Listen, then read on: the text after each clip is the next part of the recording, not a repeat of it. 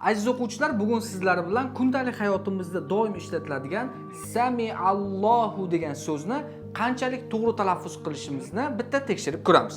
Odatda ko'p o'quvchilar, arab tilini endi o'rganayotgan o'quvchilar talaffuz vaqtida Samiallohu deb turib, aslida ayin bilan bo'lgan jumlani ya harfi bilan, ya'ni ayin chiqmasdan Samiallohu va ba'zi holatlarda esa Samiallohu deb aytish holatlari uchraydi. Aslida esa biz ayin harfini halqumning o'rtasidan, ya'ni kelayotgan havo a deb, ya'ni Sami'a ayinni birinchi aytib, keyin fatha bilan aytishimiz kerak. Ya'ni Samiallohu deb talaffuz qilamiz. Bunda ayin harfini a deb talaffuz qilishimiz kerak bo'ladi. Aziz o'quvchilar, ushbu videomiz siz uchun foydali va manfaatli bo'lgan bo'lsa, albatta like bosing.